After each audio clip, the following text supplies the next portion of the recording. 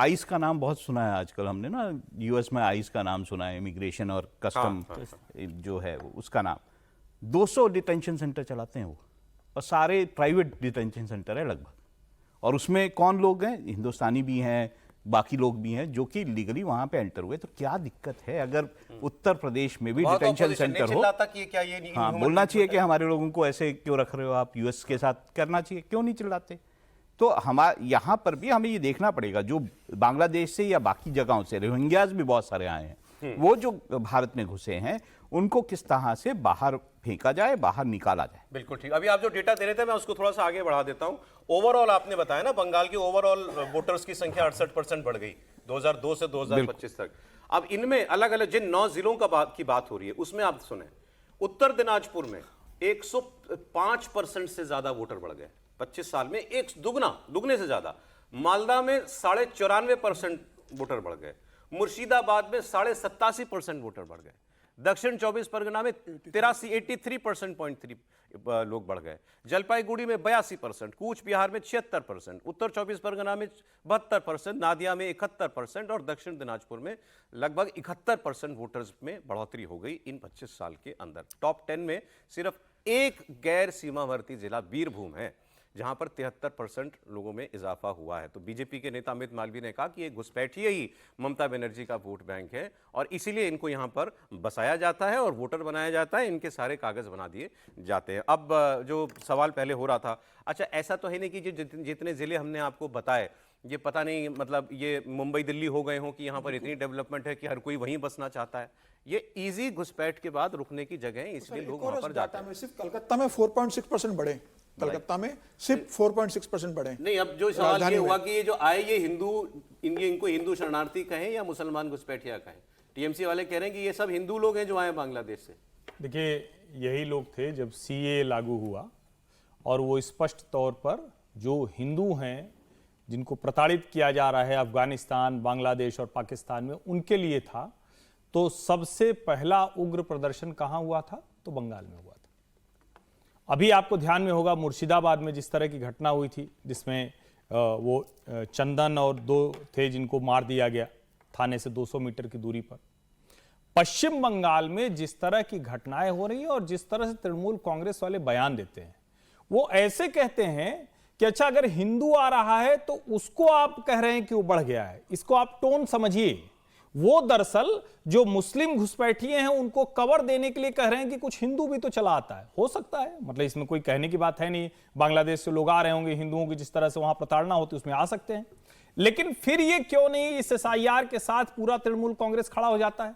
क्यों तृणमूल कांग्रेस इसके खिलाफ बाकायदा प्रोपेगेंडा चला रहा है? क्यों तृणमूल कांग्रेस के लोग बीएलओ पर दबाव बना रहे हैं कि भैया तुम काम मत करो, कह दो कि बड़ी मुश्किल हो रही है, कागज नहीं मिल रहा है, ये नहीं हो रहा है, दबाव में आ रहे हैं, तनाव में आ रहे हैं? क्यों अफवाह तंत्र सक्रिय हो रहा है? इसका सीधा सा मतलब हुआ कि तृणमूल कांग्रेस के हितों पर चोट पहुंच रही है। इसका मतलब हुआ कि उनको डर लग रहा है कि अगर ये वाला हिस्सा ऐसे हो गया तो वोट के समय हमारे मतदाता कम हो जाएंगे। अब हमारे कम हो जाएंगे तो मतलब क्या हुआ?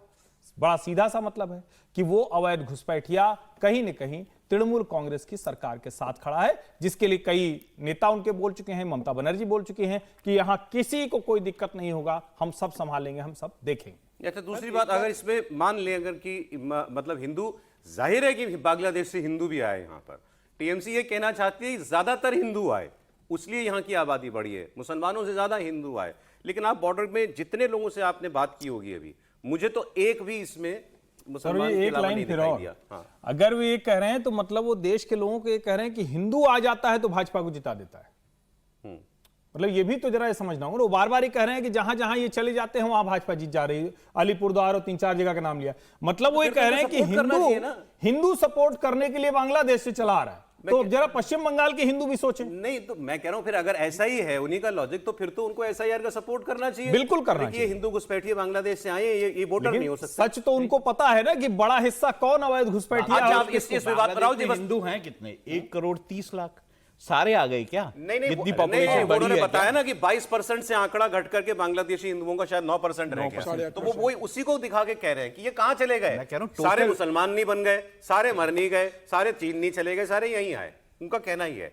एनीवे इस विवाद में अब राहुल गांधी जी भी आ गए हैं। अभी तक ममता बनर्जी एसआईआर का विरोध कर रही थी कि बीएलओ की मौत हो रही है, जो सरकारी कर्मचारी इस काम में लगे हुए हैं। अब राहुल गांधी ने भी चुनाव आयोग को निशाने पर लिया है। उन्होंने एक्स पर पोस्ट करते हुए लिखा है कि चुनाव आयोग ने एसआईआर के नाम पर देश भर में अफरा तफरी मचा दी है।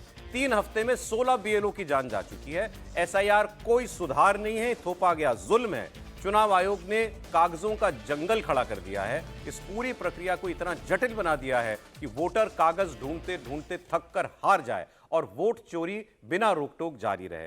राहुल गांधी ने यह भी कहा कि एसआईआर एक सोची समझी चाल है, जहां नागरिकों को परेशान किया जा रहा है और बीएलओस की अनावश्यक दबाव में मौतों को कोलैटरल डैमेज मानकर अनदेखा कर दिया जा रहा है। बिहार के बाद भी राहुल गांधी के लिए मुद्दा एसआईआर ही है और राहुल गांधी की पॉलिटिक्स से सहमति रखने वाले, उनको पसंद करने वाले तमाम समीक्षकों ने बिहार से लौटकर यही कहा कि एसआईआर कोई मुद्दा नहीं था, कोई मुद्दा, लेकिन वो नहीं मान रहे। उनको एसआईआर पोस्ट चाहिए। क्यों नहीं दिखा रहे हैं आप?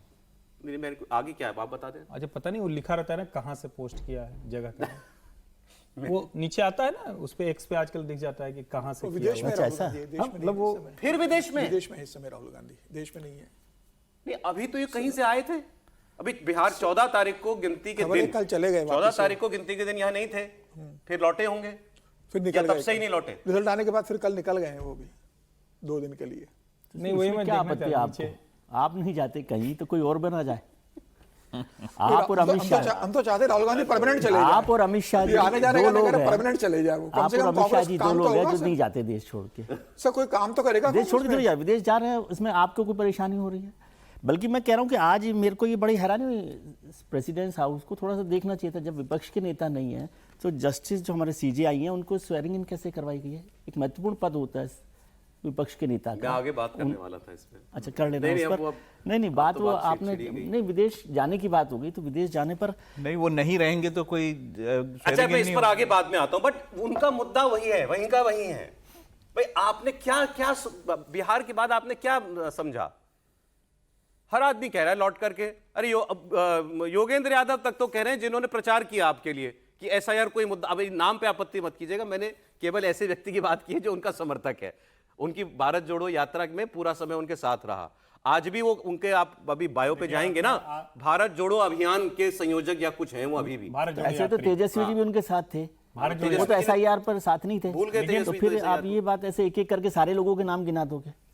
नहीं तो राहुल जी फिर सुन किसकी रहे हैं अगर इनकी भी नहीं सुन रहे तो? नहीं, वो कौन है जो राहुल गांधी को कह रहा है कि एसआईआर ही मुद्दा है, इसी पे चलो तुम? नहीं, उन्होंने कांग्रेस को भी समझाई है ये बात किस? कि राहुल जी ने, अच्छा। कि एसआईआर ही मुद्दा है, बड़ा मुद्दा है और उस पर हमको स्टिक करना चाहिए और उस पर वो लगातार लगे हुए हैं। ठीक है, इसमें किसी राजनीतिक दल की या राजनेता की जो सोच समझ है, इच्छा है, उस पर काम हो सकता है, लेकिन उनके बहुत सारे लोग हैं। इसलिए मैं कह रहा हूँ कि उस ये सोच का परिणाम ही तो आपने बिहार में देख लिया, उसके वही बाद तो वो आप उनको बदलो देखना अपनी है ना। सोच। ये तो वो देख रहे हैं। मैं ये कह रहा हूँ कि तेजस्वी जी उनके साथ नहीं खड़े हुए एसआईआर पर। योगेंद्र जी का आपने जिक्र किया और बहुत सारे लोग हैं। कांग्रेस में भी मेरी कई लोगों से चर्चा हुई, वो समझते हैं कि एसआईआर मुद्दा नहीं है। ठीक है, लेकिन राहुल जी समझते हैं, अब इसमें क्या कर सकते हो आप? समझते हैं? इसका फायदा नहीं, राहुल जी समझते हैं कि एसआईआर मुद्दा है। वैसे वो समझते हैं। नहीं सर, कुछ आप नहीं समझते राहुल अनाधिकार गांधी चेष्टा कर रहे हैं।